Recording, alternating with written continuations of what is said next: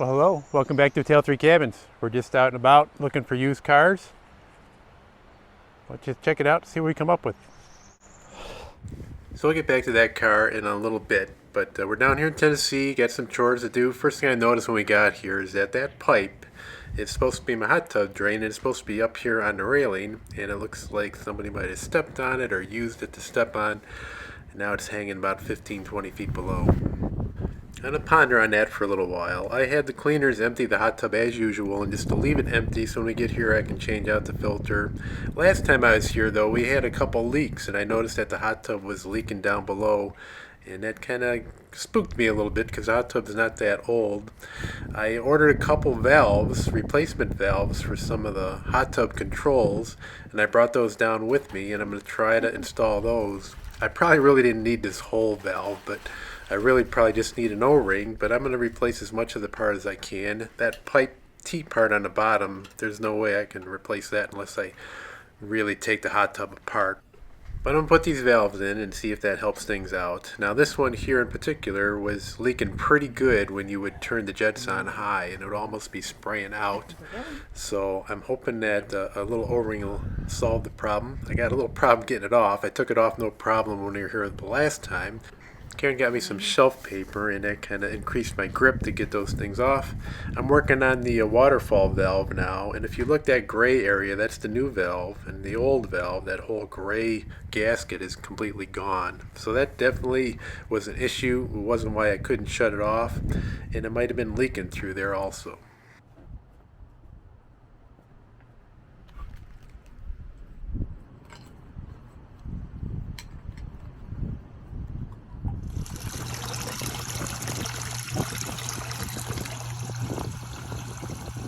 Okay, so that's working like it used to when I first got it, which is a good sign.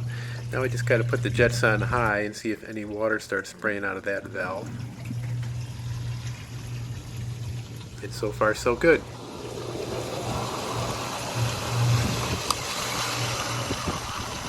Alright, I'm going to give it a couple days and see if things dry out down below and that leak stops.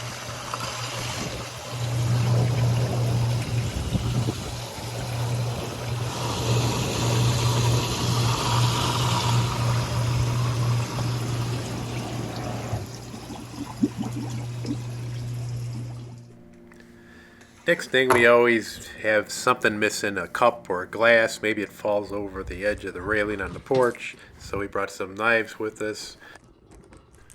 Last time we were here, we noticed that the ash can was rotted out on the bottom, so I brought a new one with us. I just got to change the cabling over.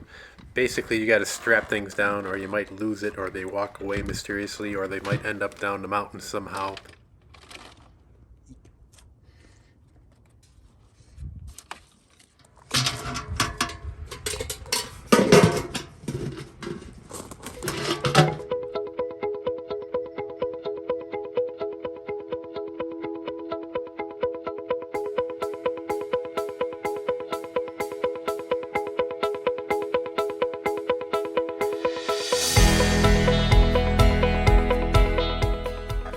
So I pondered on how to get this flexible hose back up. I've got some rope down in the basement below. I'm going to make a little loop on it and see if I can snag it.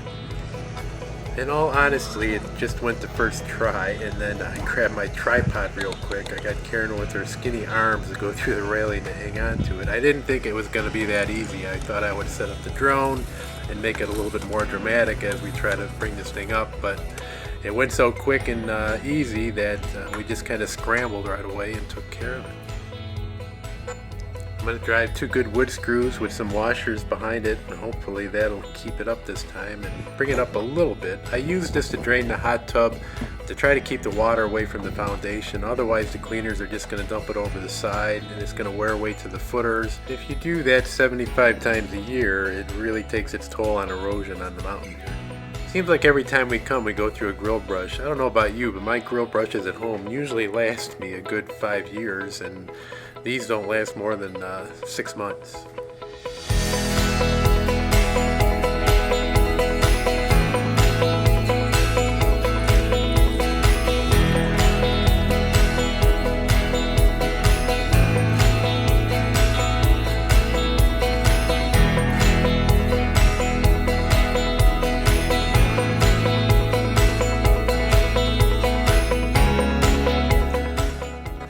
Now some folks that have rental cabins down here will have a management company take care of most of their issues, but the management companies take about 40% of your profit right off the top when you rent your cabin. And then if you have little issues like this and they send out somebody to take care of it, like a slow drain, they're going to charge you on top of that also. So it behooves us to try to manage as much as we can by ourselves and increases our profit rather than giving it to somebody.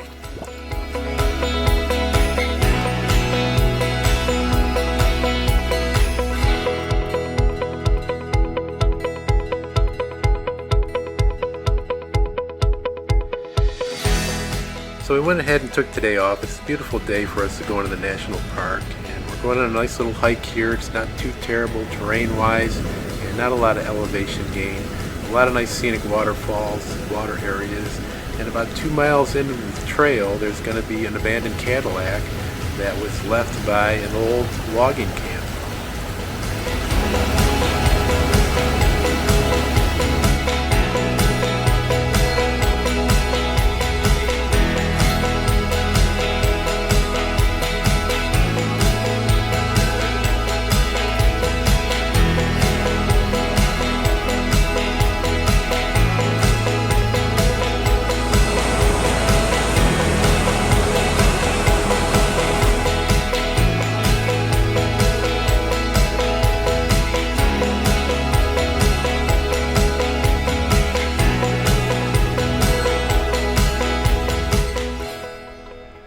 So I believe it's around a 1932 to 1934 Cadillac, and this was one of the big shots from the logging company. They had a logging camp back here back when they were timbering a lot of this forest, and the car wouldn't start one day and they just left it. So it is a little bit of an attraction at the end of this trail, and it's very popular. A lot of people take pictures with it. The car has definitely seen better days. It's a beautiful area. The wildflowers are coming up this time of year. There's also a couple other unique features here. Since it was a camp, there's a lot of dishes left over, a lot of china. They're not completed dishes. They're parts of dishes, but when people find it, they kind of stack it on a log and preserve it as much as possible. So it's just a great day to be in the mountains. The weather is very nice, a perfect temperature, about 65 degrees. All the wildflowers are popping. It almost looks like snow on the ground here, but it's just been a very gorgeous day. Sometimes when you got a large workload back at the cabin, you feel like you don't want to break away, that you want to get things accomplished. But every time we come in the park, there's no regrets. Always glad that we did.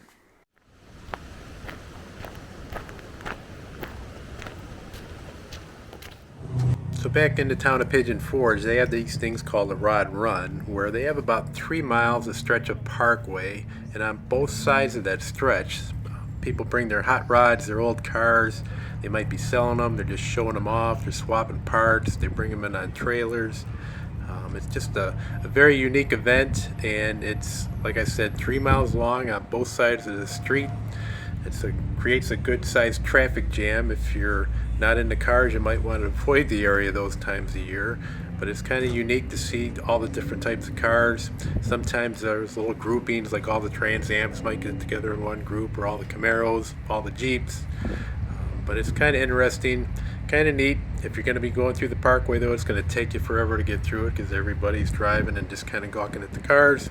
Most people that are professionals, they'll bring a golf cart with them or a bicycle, and they'll cruise up and down the parking lots and check out all the cars that way.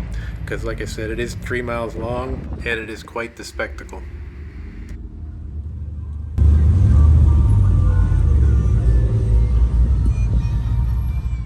Did I mention it was 3 miles long?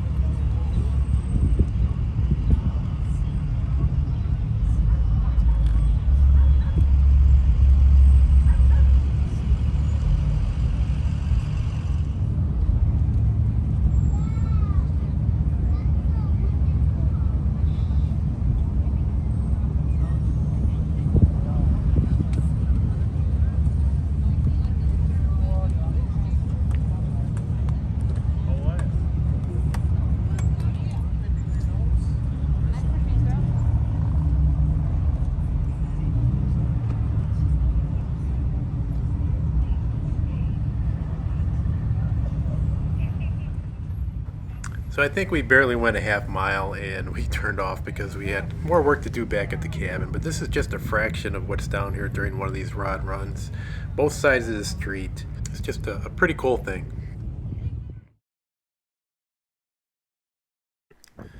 Most of our renters are really great, but occasionally some just frustrate me. Somebody was probably spitting their chew over this railing and onto our downstairs steps and put some nice stains in the steps there, which is kind of gross.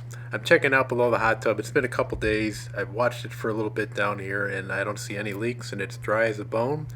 So I'm relieved that that issue is taken care of and I don't have any leaks coming out the bottom because that was bothering me. One other thing I'm going to do while I'm down here is go in the basement and open up my hot water tank and just drain it out a little bit, get some of the sediment off of the bottom. When we first bought the cabin back in 2015, before it burnt down, we had a hot water tank that went bad and it weighed a ton trying to carry it out, and it had never been drained like that and it was just full of sediment on the bottom of it. We built this table last time we were here for folks to put their luggage in the master bedroom, keep it off the ground, and it's very wobbly. It looks like somebody might have been jumping on it or using it for a chair. I'm not sure what they were doing.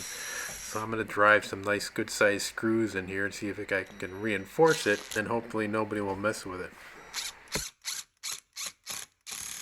That's my last little project I got to take care of. Tomorrow morning we're going to be heading out and heading back to Northern Ohio. I hope you enjoy these videos and subscribe, and keep an eye on us. Take care, everybody.